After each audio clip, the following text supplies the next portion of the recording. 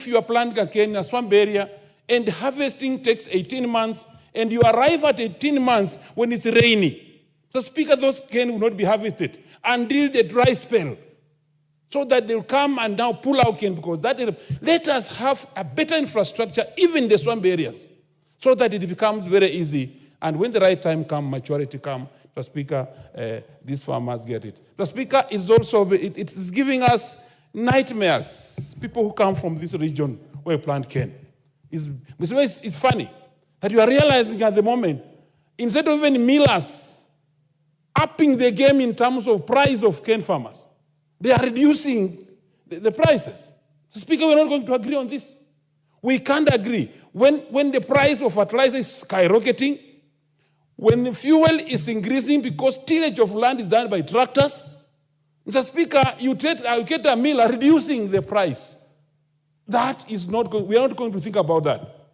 If we do like this, Mr. Speaker, then a farmer will be frustrated, he will run out of play, and then we shall import sugar that come in this country, and that sugar that come in, Mr. Speaker, we are not sure of its safety.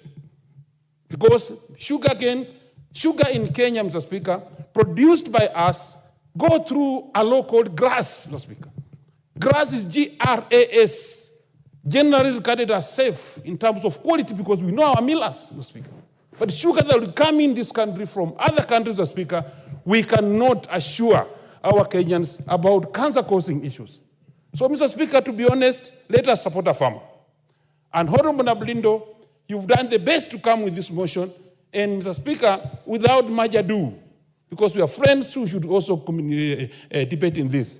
I, as a member of parliament for Kabuchai, a region that is rich in sugarcane plantation, Mr. Speaker, I therefore, Mr. Speaker, with due respect and honor, I second this motion. Thank you, Mr. Speaker. Thank you. I'm on my feet. Who is that member walking all over behind? The Speaker is on his feet. May the members who are standing take their seats because this is a bit long.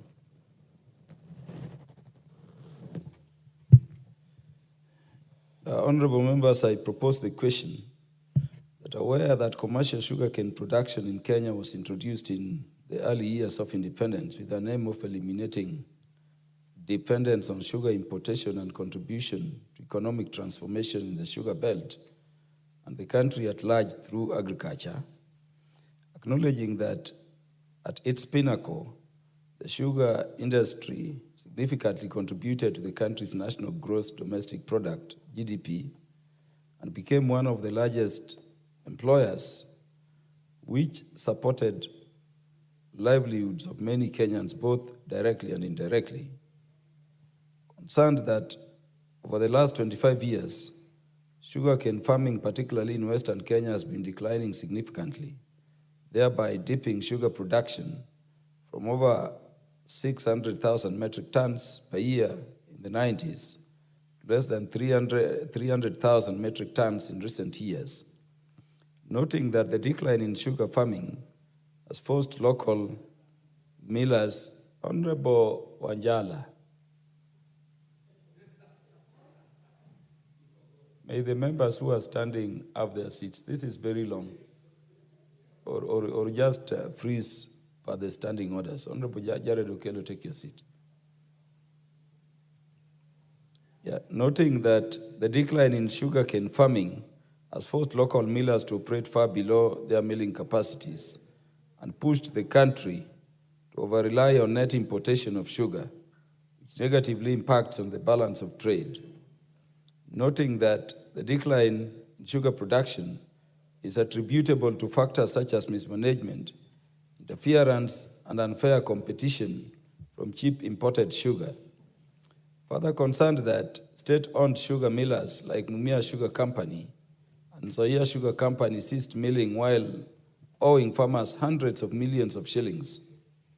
Appreciating the government has been putting in place strategies, policies, and regulations to define roles of millers and major players and stakeholders in the sugar industry, in a bid to revamp the sector, concerned that the acute shortage of sugar resulting from mass abandonment of sugarcane farming continues to roll back initiatives for reviving sugar milling, recognizing that further investment in revamping sugar companies before reviving sugar farming, location loss of the invested public funds instead of yielding success.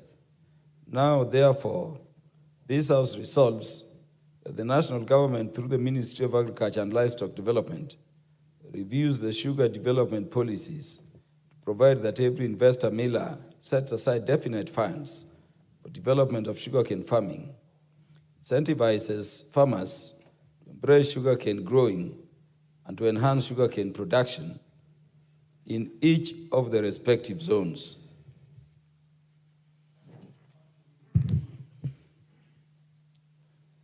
The Honorable Geoffrey Udanga. Thank you, Honorable Speaker. Honorable Speaker, I want to support this motion as moved by Honorable Nabulindo. Mr. Speaker, as already noted, the sugarcane farming in many parts of the country, not only Western, because sugarcane was grown in Nyanza, Western, and even at the coast. You remember there used to be the Ramisi Sugar Factory. Was really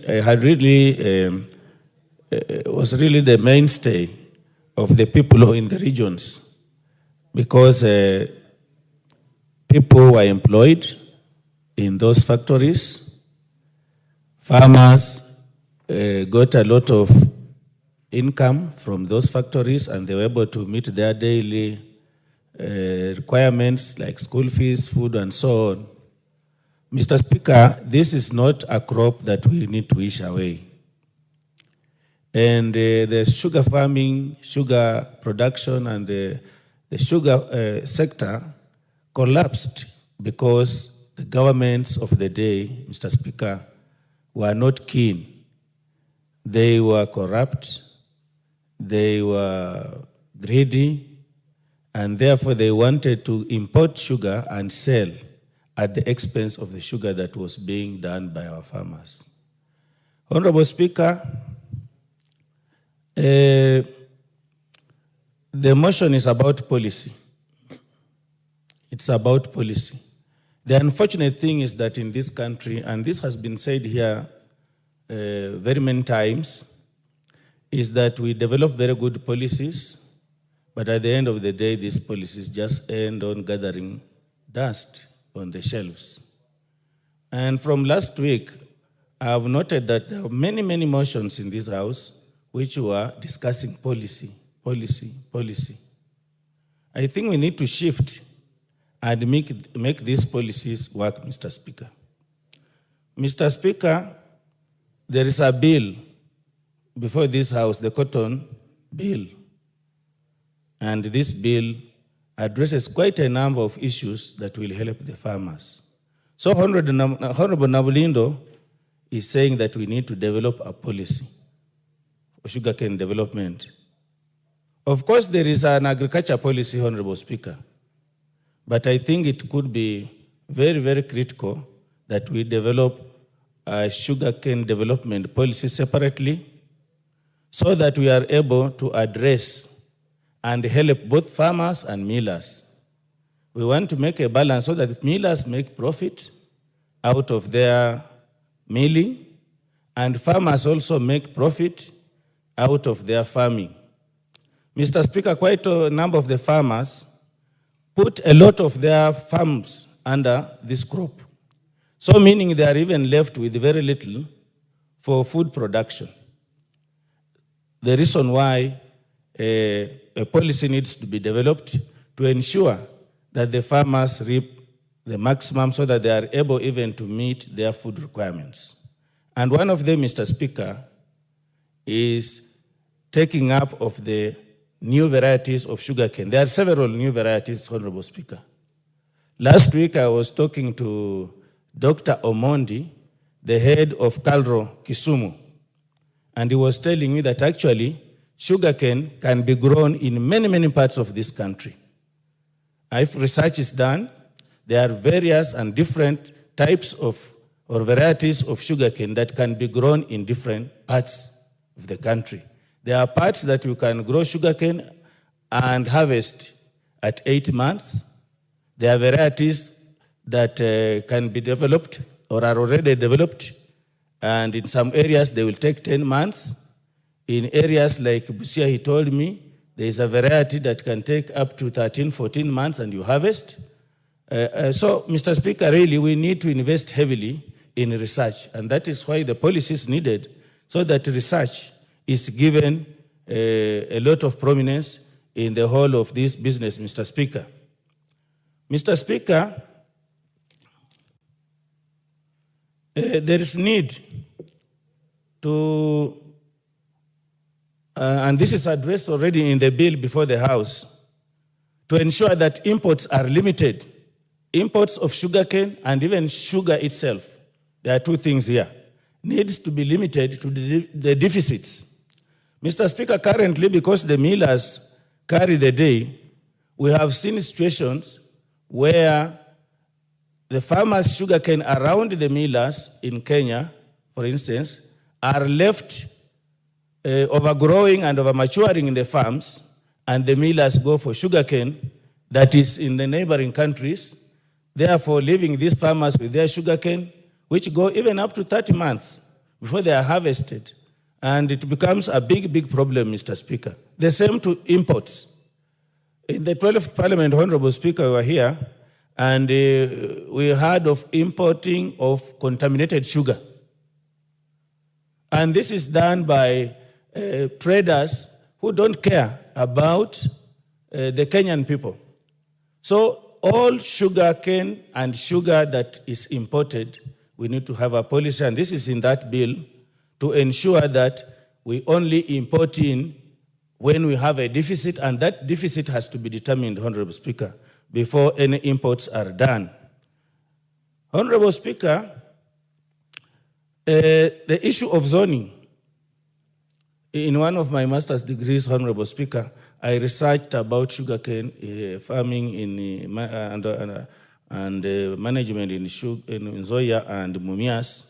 And one thing that came out clearly is that we need to really have a policy on the issue of zoning, because there are areas like in Transmara, a lot of sugarcane is on the farm, and yet the miller there does not want other millers from outside to come and take, yet they have the ability to crush, and that particular miller is not able to crush. So we need really a serious policy to address such like issues, Honorable Speaker, going forward. Honorable Speaker, we don't want to,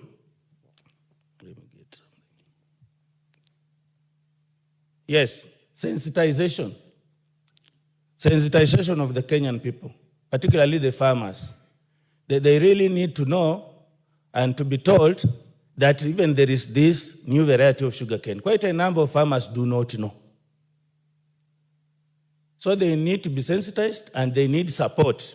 To get this support, a policy needs to be developed so that we have the millers, like in the earlier times, for those farmers who were not able to raise funds to be able to finance their farming, the miller will come in and provide support, which amount of money will be deducted when the harvest is done. So, Honorable Speaker, a lot needs to be done, like in the area of research. At the moment, all research institutions were lumped together. And I think this is a heavy task for KALRO alone. We need to have a sugarcane research foundation or something like that, coffee research, all of them like it was in the year before, so that seriousness is put into research. And also we budget for it, Honorable Speaker, in this House, so that we fund enough. If we don't do that, Honorable Speaker, we are leaving this House to the dogs. With those remarks, Honorable Speaker, I support. The Honorable Wilberforce Oundo, MP for Funyula.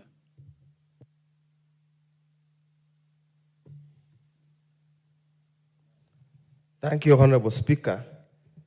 And the Speaker, through you, probably we need to request Parliamentary Service Commission to repair microphones so that I don't have to keep on shifting. And others, you have told us to go digital using the gadget. So I hope you will be kind and gracious enough to pass over the message. Honorable Speaker, Honorable, the message is noted by the Speaker, and the Parliamentary Service Commission is watching the proceedings. Thank you, Honorable Speaker. Action will be taken. Honorable Speaker, allow me to sincerely thank my colleague, Honorable Navulindo, for bringing this motion to this House at this particular time. It's a timely motion, and indeed, Honorable Speaker, the history of sugarcane farming in this country is a very sad history. Indeed, it's a very, very sad history. That a country of the stature of Kenya should never have allowed it to happen.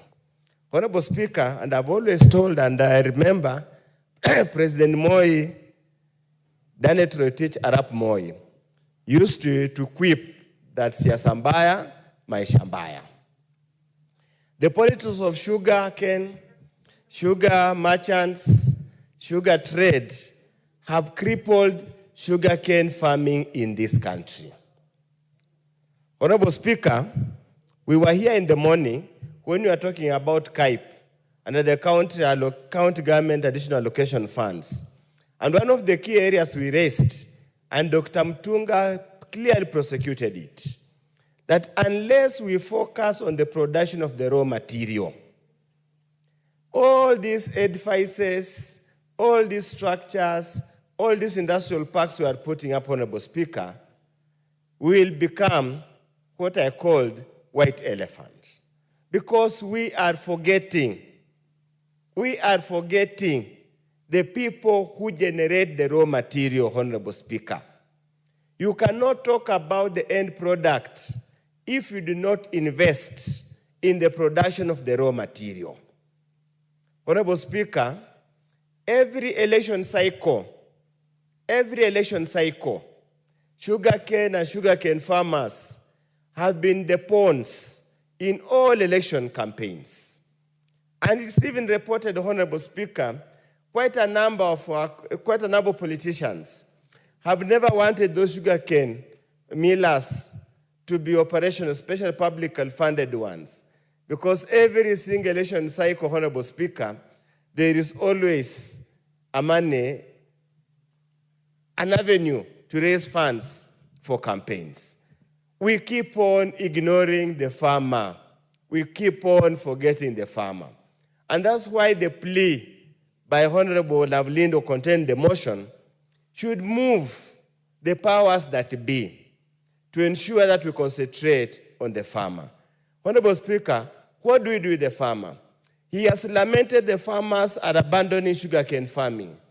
But any rational person will not continue investing his time, efforts, and money where the returns are negative. None. Even the madman in the villages will never agree to stay in a market center where he cannot get a source of livelihood. We'll move to the next. So, rationality. Honorable Speaker, in land economics, we have the principle of highest and best use, where any landowner will only commit that particular land where he's going to get the highest returns. Sugarcane over the time, because of mismanagement of the sugar milling factories, is no longer a highest best return for even half an acre of land in Mumias. Why plant? Wait for 24 months, you supply, you wait for 36 months to be paid. How do you eat? How do you pay your medical covers? How do you pay your school fees? How do you entertain yourself? How do you feed your family? And how do you increase your household if you have no source of income? Because you have tied in your investment in sugarcane that's not likely to be paid in the nearest future. Honorable Speaker, has there been any incentives accorded to the farmers? The answer has been zero. We came here, Honorable Speaker, last year. We made some amendments. We moved some motion to allow the Treasury pay some sugar factories some money. Where did that money go to? Honorable Speaker, writing off pending taxes. Who benefits? The sugar millers. The farmer is ignored. We said we'll pay the farmers. They were fourth and fifth priority. I'm sure Honorable Nablindo will tell us whether those are in the Mumia sugar belt. Even yourself from, I have seen Jared Okello here. I've not seen the Wendo sugar belt what the farmers paid outstanding dues. You would find, Honorable Speaker, probably not. They were just taken. So they dispirit the farmer to proceed. Honorable Speaker, do we have even a financial institution? We used to have AFC, Agricultural Finance Corporation. Do they still fund farmers to provide, to give them farm equipments, the farm inputs, assist them in land preparation? The answer is no. Honorable Speaker, I have had the opportunity of being a valuer, and one of the many evaluations I've done is for foreclosure for farmers who took loans to invest in agriculture, and it failed because of poor management at the tail end, because of the adverse weather conditions. Honorable Speaker, this country must walk the talk. We are very good in political platitudes. We are very good when we are given microphones all over. We keep on promising what we can't do. We ignore the people who make us what we are. Honorable Speaker, we used to have KSREF, Kenya Sugar Industry Research Foundation, that was headquartered in Kibos. When the AFA Act came, all of them were collapsed. So they have the dedicated research institution that will produce, that give us sugarcane varieties that are all maturing, that have got high sucrose content, was all abandoned. Yet, Honorable Speaker, we have a full-fledged Ministry of Agriculture at the national level. We have all the two small governments, the 47 to small governments, have got a huge budget for agricultural extension officers, for agriculture. Yet, all that money only goes paying personal emolument. Nothing goes to developing, supporting the farmer. Honorable Speaker, it is time we must relook at these things completely differently. And I hope our experts from ODM who have gone to assist, when they were unable to work, will at least inject some vibrance and some new approach. And Honorable Speaker, we want to ask the appointed powers that be, the docket of agriculture should be given to those people who understand these things, Honorable Speaker. It's the sugarcane sector to expand. We just hope now the bill, the sugar development bill that we have passed, and I want to implore upon Senate that we have made amendments here, we'll have to go for mediation. I want to implore upon Senate that they need to go beyond pettiness and allow us to process this sugar bill into an act of parliament as soon as practically possible. We have spoken about sugarcane farming. The governors in the sugar belt areas have had endless conferences in high-cost hotels, ignoring the farmer who suffers the most. Honorable Speaker, where I come from, we have Busia Sugar Factory that is domiciled in Honamodanga's constituency, and they have leased a whole chunk of land along the swamps to basically grow sugarcane. They have leased, so that means the small-scale farmer is no longer being given consideration. The model is changing. Come and lease idle land, parcels of land, amalgamate all of them, and allow to diversify. Yes, your time is up, Dr. Wilberforce Oundo. I'll give you 1 minute to support. The technology you mentioned, honorable members, I'm warning you that the lights you are used to are not working. You see? So so I was not alerted. So in that score, Honorable Speaker, I support, and I would probably also expand that we also bond the county governments to invest in sugarcane production. With those very many remarks, Honorable Speaker, I support the motion. As we will have Honorable Abdul Rahim Dawood to be followed by Honorable Adan Kainan because of rank. Thank you, Mr. Speaker. Mr. Speaker, I want to first congratulate Honorable Nabulindo on bringing this motion. Not that I have sugarcane farming in my constituency or my county, but as Honorable Odanga has just mentioned, there are varieties which can be done in any part of the country. Mr. Speaker, there is a fallacy that sugarcane, we were amongst the top producers of sugarcane, but the top producers of sugarcane is Brazil at 38%, India at 22 or 23%, and then we come down. But Mr. Speaker, we started sugarcane farming in 1922 when Kibos and Miwani sugar was established by the government, and that was so early in 1922, Miwani and Kibos. Thereafter, the government established Chemelil sugar 1968, Mumias 1973, South Nyanza 1979, Mohoroni 1966, Nzoia 1978, Kibos 207, Transmara 2011, Sukari 2012, and others which have come on board. But Mr. Speaker, the issue is not on the factories which are there. The issue is regarding the farmers, because farmers can produce. At the moment, the average is 74 tons per hectare. That is the average. But some places you can even get up to 200 tons for an hectare. And the cost per acre for producing sugarcane is between about 210,000 shillings to 280,000. Profits would be about 70 to 130,000.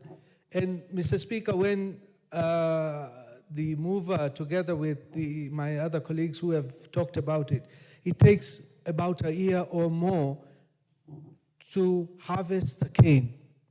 And I wonder if it is 70,000 or 100,000, which the farmer is expecting after a year of hard work, what is left? What is he left with all year round? And even if that money does not come in, where does he stand?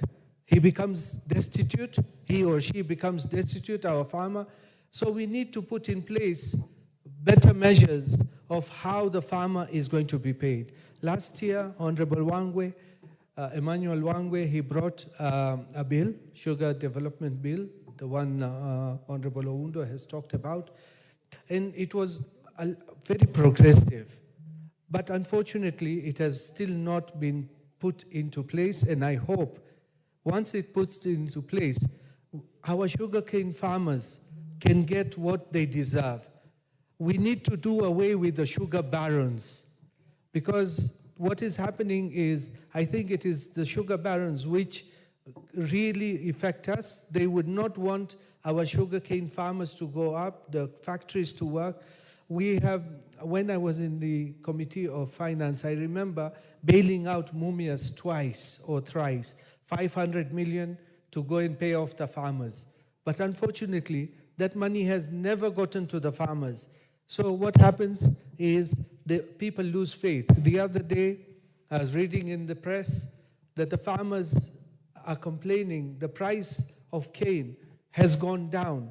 So once the price of cane goes down, how do you expect that farmer to now go and plant again sugarcane?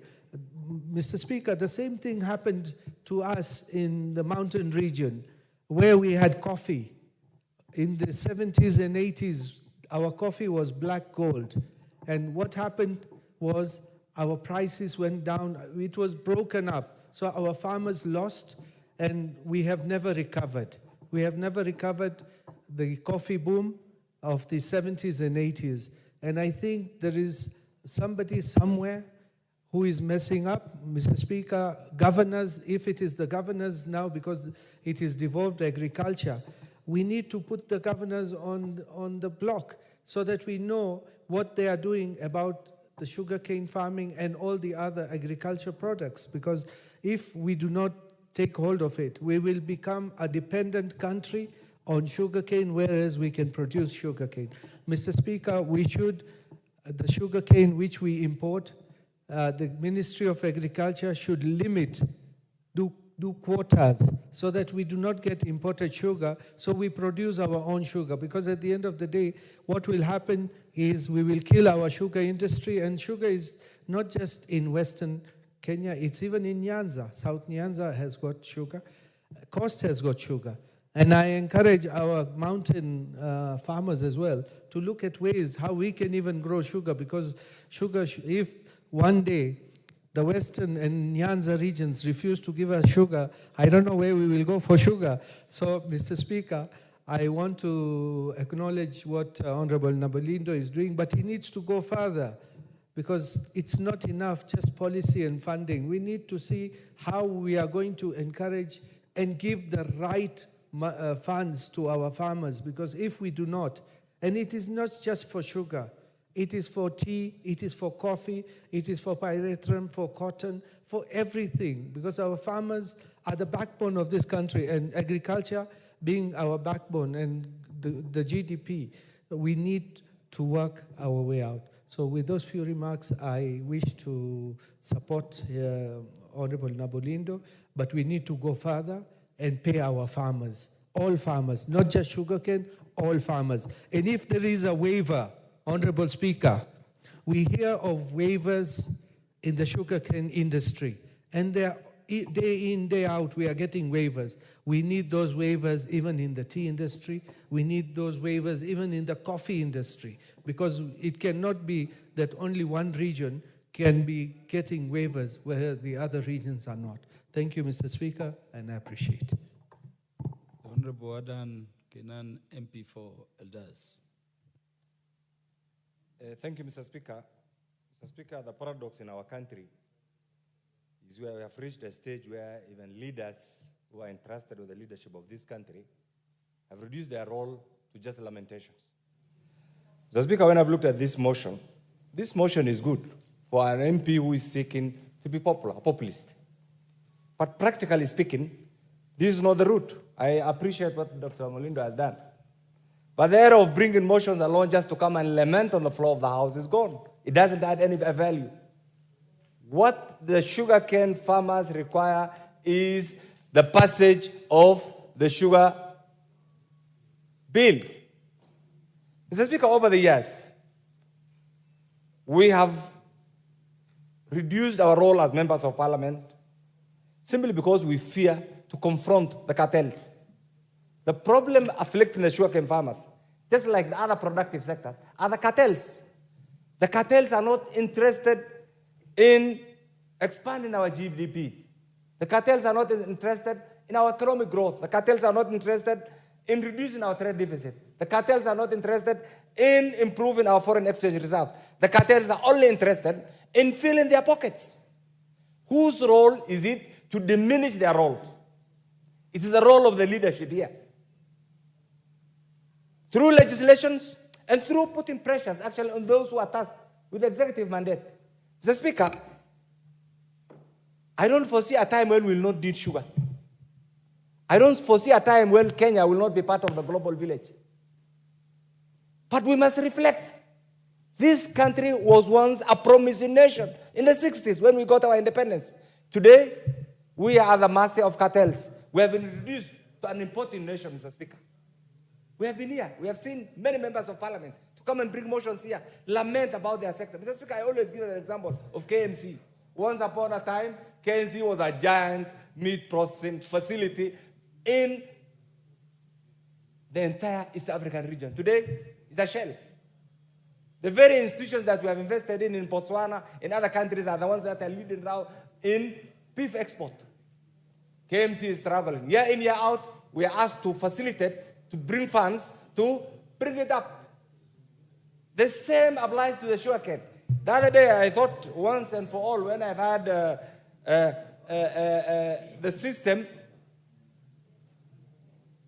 I saw a newsprint that the entire millers, their external debts were forgiven. I thought that would have given you a new platform, or would have given us a new platform to bring up some of these millers.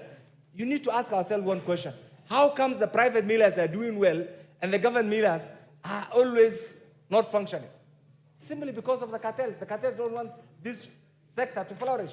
So my colleagues from the Western region and Nyanza region, is it the time that we put our foot down and say we can no longer be lamenting? And we'll lend you all the support, because where I come from, sugar is a necessity.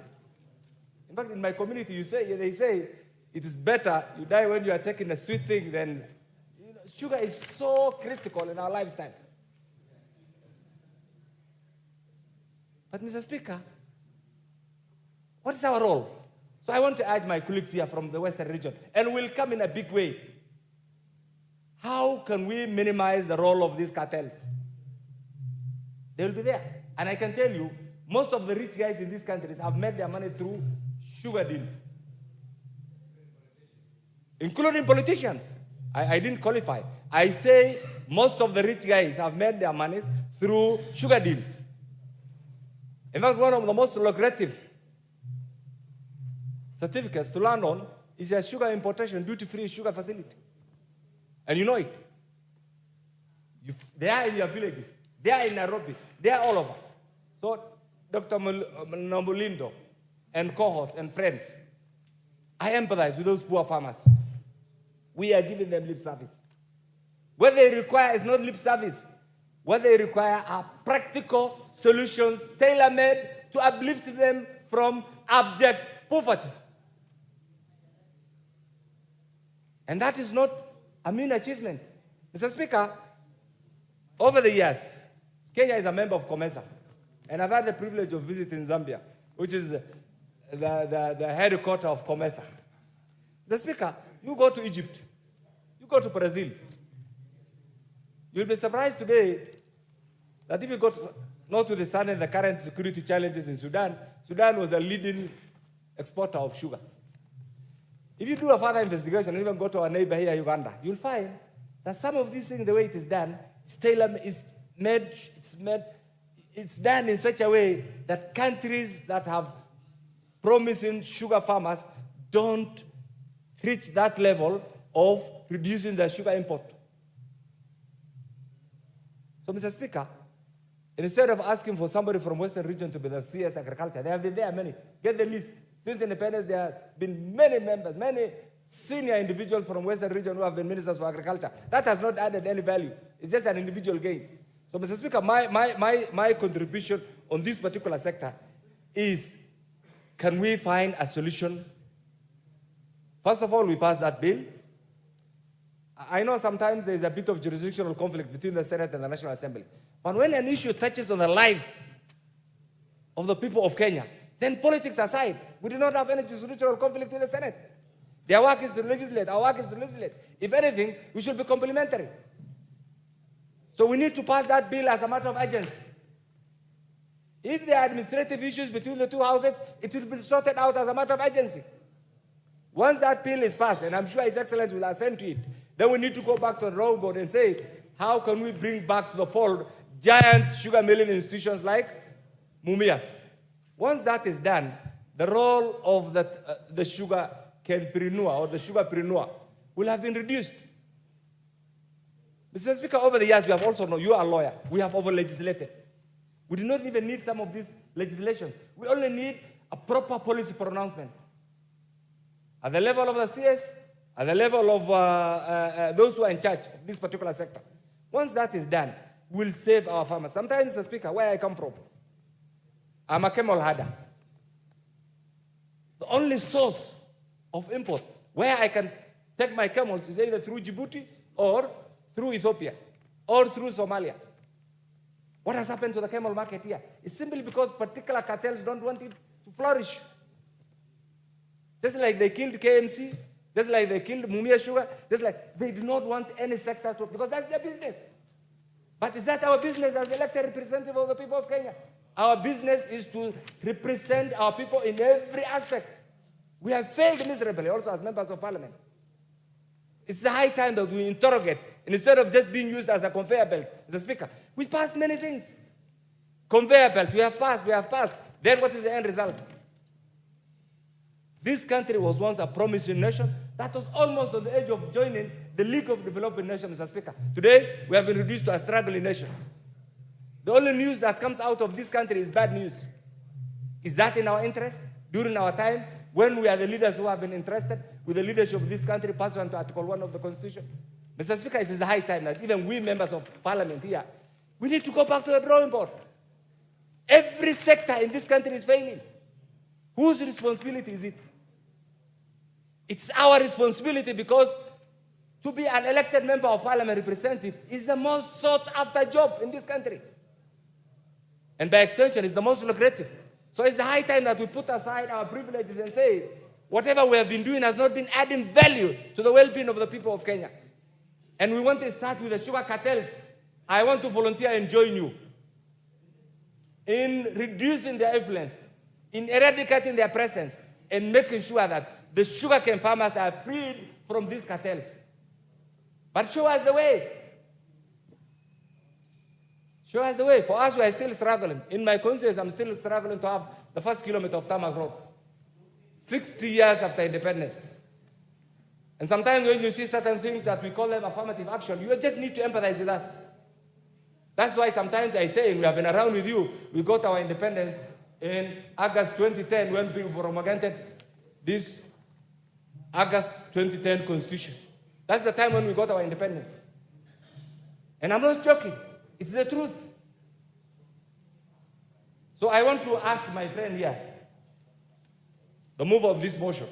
We have heard you. The message is clear. It is loud. This message has been there since independence. This is not what we require. Can we canvass, can we cajole our friends in the Senate to have that bill, deal with the issues, pass that bill, and we confront these guys? But I thank you for the initiative, and I'm sure your farmers there and your constituents there will have heard you. We need to create, Mr. Speaker, this is my party shot. One of the roles, it's not the role, but one of the things that politicians actually aspire to have is to have to create followers, just like the Honorable Odinga. You know what many people don't know is the Honorable Odinga has followers. Most of us have supporters. Mr. Speaker, if really we want to succeed in this, You have not more than 45 seconds. Thank you, Mr. Speaker. I want to appeal to my friend from the sugarcane belt farmers that if you want to have followers like Honorable Odinga, can you today resolve that we'll deal with cartel so that you can stay in parliament, so that your people will also appreciate your contribution? I support. The Honorable Jared Okello. I thank you very much, Honorable Speaker. Honorable Kenan Adan, you got 45 minutes addition because of that name you mentioned. It comes with an incentive. Honorable Speaker, besides coming from the Sugar Belt, I also belong to the Agriculture Committee. And the challenges that abound within the sugar sector cannot properly be gainsaid. It is important to note, Honorable Speaker, that during the last regime, a task force was formed by the former President Uhuru Kenyatta, which was co-chaired by Honorable Ambetsa Oparanya and the then Cabinet Secretary in charge of Agriculture, Honorable Peter Munya. In the task force was the Kisumu Governor, Professor Peter Anyang' Nyong'o, amongst a host of many others. And Honorable Speaker, the main idea was to carry out an introspection around the challenges within the sugar sector. Honorable Speaker, one of the fruits that have since been borne by the task force is the sugar bill, which has passed both this House and the Senate.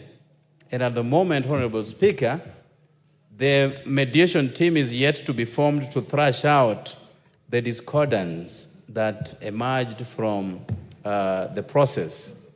Honorable Speaker, it is true that the sugar sector, even though a white gold, has continued to go through headwinds. Honorable Speaker, it is disturbing that whereas the government-owned sugar companies are experiencing lots of problems, there continues to be mushrooming private sugar mills, Honorable Speaker. And interestingly, those private sugar companies are performing very well, while the government-owned sugar companies perform dismally. So there must be a problem with the management. As a committee of agriculture, we have carried out a series of visitations within the sugar companies with a view to collect facts that surround the challenges that they experience. Honorable Speaker, under a fortnight ago, I accompanied the permanent secretary in charge of agriculture, Dr. Kiprono Rono, to a visit, a fact-finding mission visit in Chemelil Sugar and Muhoroni, Honorable Speaker. And we noted that the machines are dilapidated. Just as has been said on when these machines were set up, Honorable Speaker, nothing substantial in terms of maintenance has since been done.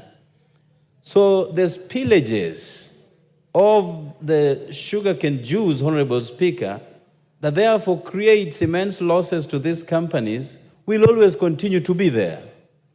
Honorable Speaker, it is high time that we invested heavily on overhauling these machines so that they can be proactive to the plight of the farmer and be responsible to the needs of the market, Honorable Speaker. If that can be done, that new machines can be availed, because the ones that we have are quite rickety in nature, then our country can start to reap the benefits that come with sugarcane, Honorable Speaker. Some of these companies actually struggle to break even. So a classical example of these sugar companies owned by the government, Honorable Speaker, is the fact that some of the employees haven't been paid for 59 months. 59. And you had farmers whose arrears had gone up to 1.2 billion shillings. But I'm happy that a month ago, the government was able to clear all the outstanding arrears that have been accruing owed to the farmers, Honorable Speaker. The last batch of that payment was 354 million that was paid to our farmers under 3 weeks ago. And that is a good step into the right direction. But the question is, if the farmers haven't been paid that much, and the employees plugged into these sugar companies haven't been paid for the last 60 months, and these companies have continued to be in operation, what happens to the monies? What happens to the sales of sugar? So there is a problem somewhere, Honorable Speaker. But we also know that sugar and oil during campaigning seasons would always be the lowest hanging fruit by crooked governments to make cheap money. And that is why they constantly come up with duty-free sugar, so that as they import sugar that attracts no taxes, they sell them for the same prevailing market price into the market and make gigantic profits out of it, Honorable Speaker. Yet, again, that kind of action kills our sugar sector here at home. So we are so happy to propagate the benefits of sugar industries across our borders when our own are dying here, Honorable Speaker. And it is a travesty that needs to be properly tackled, Honorable Speaker. I hope that the Senate Speaker, together with the Speaker of the National Assembly, will move with speed to concoct the mediation team so that within a very short period of time, these issues can be thrashed out and an act can be attained that will now try to look at the sugar sector in general. Honorable Speaker, sugarcane farming is a labor-intensive exercise. And again, people take their sugarcane to these factories but have to wait forever in order to be paid. It is not right. And that is why many people started uprooting the sugarcane from their farms, because it attracts no benefits at all to these farmers, Honorable Speaker. Now, a lot has already been spoken to on the arrears accruing to the employees, Honorable Speaker. It is an absurdity that there are many employees within the sugar industries that have since retired and were given residential estates within the sugarcane companies, Honorable Speaker. Now, they cannot exit because they have no money to go home with. Some of them have started falling ill because as people age, lifestyle illnesses also creep in. So you have a sick populace, you have people who cannot take their children to school and cannot even afford a meal and are still occupying houses of these companies. It is a tragedy of our time, Honorable Speaker. I have seen lots of efforts being directed towards coffee and tea. And each time we come up with those budget lines, you see a lot of money going into this particular sector. Is it because of what we had during Moi's time that siasa mbaya maisha mbaya, and our areas where sugarcane farming has been at the center stage has continued to be neglected, Honorable Speaker? And therefore, I hope with a broad-based something that even the sugar sector will be paid a lot of attention and credence, that at the end of the day, we, just like coffee and tea farmers, will also enjoy the benefits that come from the government, Honorable Speaker. And with those remarks, I thank you for the opportunity. The Honorable Jane Kiara, to be followed by the Honorable Karoli Omondi.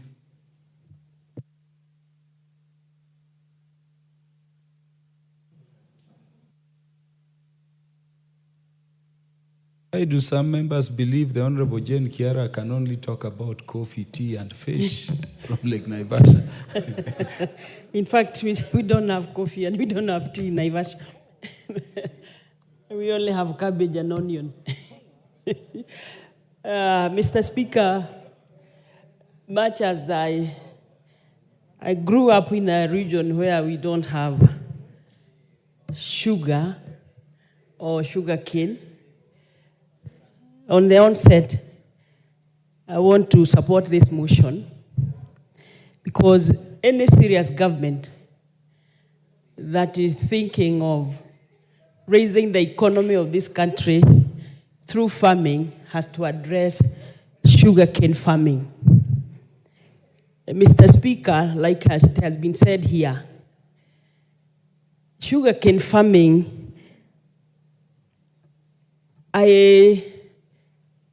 I grew up in a place where we didn't have sugar, or rather sugarcane.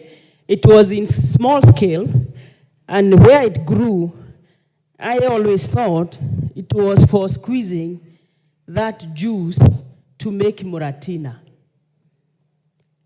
Mr. Speaker, where I grew up, there was a manual squeezing facility where young boys used to go and push that rod so that they are given a few coins when they produce the juice.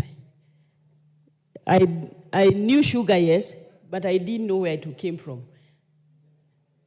Because all I knew all along is that this is for Muratina making. I came to know about the factories. In my last job, I was working for a company that was selling fertilizer. So that's the time I knew there were so many milling facilities, the Sonys, the Nzoias, the Mumias, the Kibos, and Chemil Mill, all those were my customers. Then that's the time I realized this thing is real. There is sugar. I only used to see the sugar in my sugar dish, and I didn't care where it came from.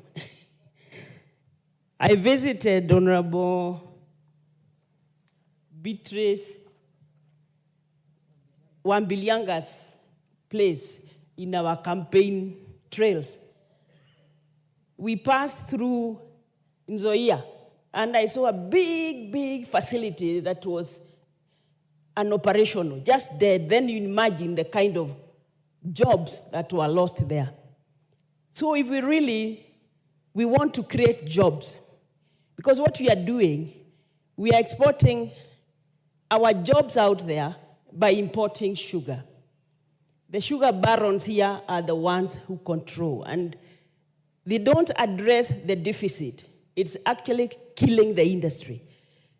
So what the policy that we need is, like Mheshimiwa has said here, is that imports of sugar has to be controlled to address the deficit only. And the producers of sugar are the only ones who can tell. If we say that these factories or these millers are the ones who know where the deficit is, and they're allowed to import. We have seen corruption. We have seen imported sugar being repackaged in Mumia's bags. So what is eating this industry and this country is actually corruption.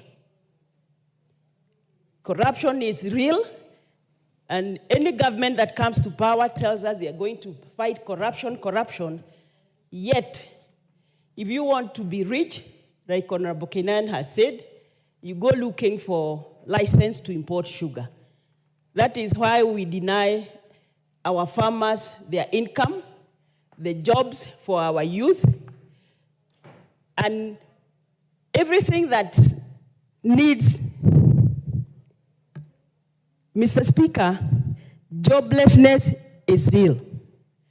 And we cannot kill our farming industries pretending that farming is the backbone of our economy. We should be working towards actually exporting sugar. That is the only time we can make sense in matters sugar. So I will not have much to say because we know the selfish sugar barons, and they get licenses from the government. So is the government really interested in fighting corruption if we don't want to address it through revamping farming, may it be coffee, may it be what? Otherwise, we have to work and support this motion and be real in all farming matters, that it's not just fertilizer. We are giving fertilizer, yes. We have grown these crops, yes. What happens to them? Who are there? Instead of sending our children out there, we can send them back home as long as farming is making sense. I support. Honorable Karoli Omondi. Thank you very much, Honorable Speaker. I'll try and be brief because I have two of my sisters here who also want to contribute. First, let me begin by telling a story. When sugar was first introduced in this country, it was at the City Stadium. And Africans would be called on a Saturday and forced to take sugar because we didn't know what sugar was. That is how it was introduced. They would be put on a queue, given free sugar, and caned to take it. That was in the 1920s. After that, the first sugar mill in this country, which was Miwani, was actually started by Indian immigrants, Jamal and Mr. Indocha. What the record shows all over the world is that sugar mills that are state-owned don't work. I was in Cuba last year. The sugar industry in Cuba has collapsed. In Kenya, all the private mills are profitable. All the public mills are in distress. And it is because of politicians and people who have been in this house. We are the people who have destroyed the sugar industry in this country as politicians. So, and I've been a director in all the public sugar mills when I was a state council. So I've seen the evolution. When Miwani was privately owned, it made money. When the government acquired it, it stopped making money. So was Mumias. Yeah? If you look at the history, we have no business, the government of Kenya has no business being in the sugar sector. Even the motion, though I agree with it, we don't need to encourage the government to incentivize farmers. The private sector, if they were running the mills, they would through extension services. and through credit facilities so that you have enough raw material for your meals. What we need to do is to divest completely as a government from the sugar industries in the Republic of Kenya and hand them over to the private sector. And there are two ways of doing this. It is not rocket science. One, we need strategic investors with the capital and the know-how to run the sugar mills. And then we need to isolate part of the shareholding and float them through the Nairobi Stock Exchange, through what is called initial public offering. So other public members can own shares in those sugar mills. And thirdly, we need to organize the outgrowers into investment groups so that they too can be shareholders of those sugar mills. We are very sensitive about the so-called nucleus estate. To me, it is lack of deep understanding of how business works. The land should not withhold the privatization of the sugar mills. It is very simple. We need to separate the mill from the outgrower nucleus. The outgrower nucleus can continue belonging to the county governments, then leased to the sugar mills on a long-term basis. But the sugar mills should be 100% privatized and given out to investors so they can be modernized.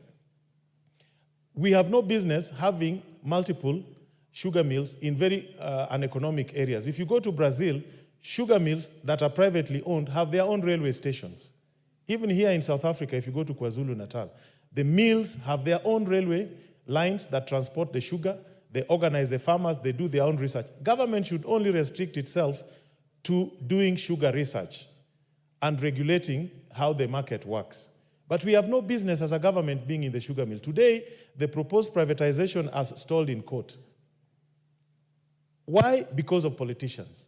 Some politicians have organized themselves from Western Kenya, incited some farmers, and gone to court to stop the privatization so that they can continue stealing. There was a time we went to Nzoia Sugar. We gave 150 tractors with the former prime minister to outgrowers of Nzoia. Within months, they were vandalized. I challenge any one of you, go to any sugar mill, go to the outgrowers, go to the mills, you'll see equipment all vandalized by politicians. It's the same politicians who are also in the outgrower organizations. So we need to get rid of politicians, and the only way to do it is to privatize the mills so that farmers and investors can run their mills. We have no business being there. Mr. Speaker, let me end so that I give my colleagues time also to contribute by simply saying, let us not be beholden to traditional way of thinking, how business is conducted. We cannot, as a government, continue selling meat, selling eggs, having parastatals that do things that the private sector can do better, and we are holding on to them. It is time to let the sugar industry go to the private hands. It will make profit, but not to the current millers. When we are privatizing Miwani, Chemelil, we cannot allow Kibos Sugar to own them. When we are privatizing Nzoia, we cannot allow Butali to own them. When we are privatizing the lower mills in Transmara or in Mumias, we cannot allow the established private mills to own them, because then we will be creating monopolies and duopolies, and that we cannot do. We must allow other players to come into the sector with experience, buy the mills, and you will see a very vibrant sector. Thank you. With those few remarks, I beg to support.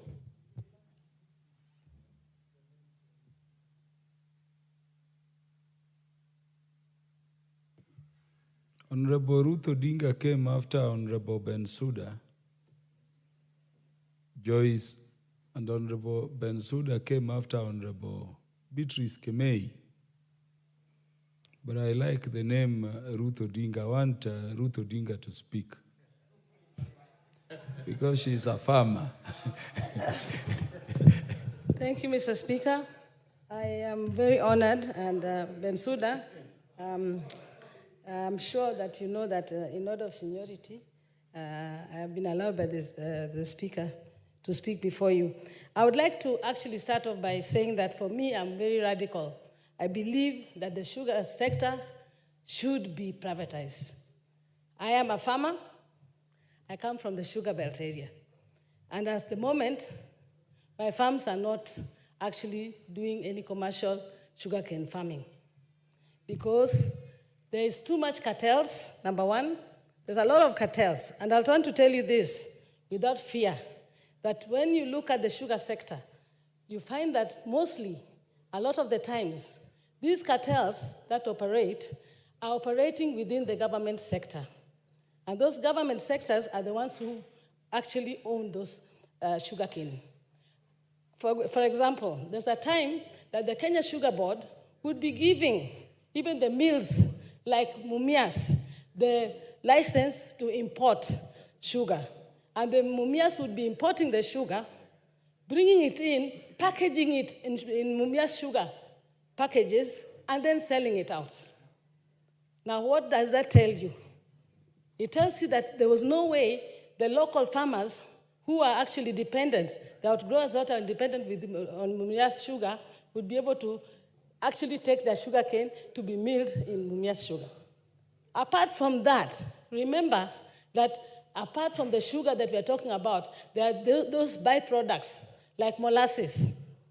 There are so many people who are dependent on molasses, even industries. Like, for example, I will give you one. Those factories that we have, Kenya had the best 2 factories who are distilling alcohol, ethanol. That is Spectre and also Moroni, what do you call, agrochemical. And those 2 sugar sectors actually, those 2 industries are actually underproducing and used to be the only ethanol producing factories in the whole of East Africa. Now, because of the lack of the byproduct molasses, which comes from the industry, from the sugar industry, we do not have, and we're not able to actually operate. Spectre International, that was employing more than 500 people, is closed down. Agrochemical is underproducing because they do not have the sugar cane. Apart from that, the other mills that are there, the private mills that are there, have decided to now open their own ethanol factories within their sugarcane area, meaning that they are denying these other companies any, whatever, the molasses that they need, the byproduct. But apart from that, number 2, why I believe in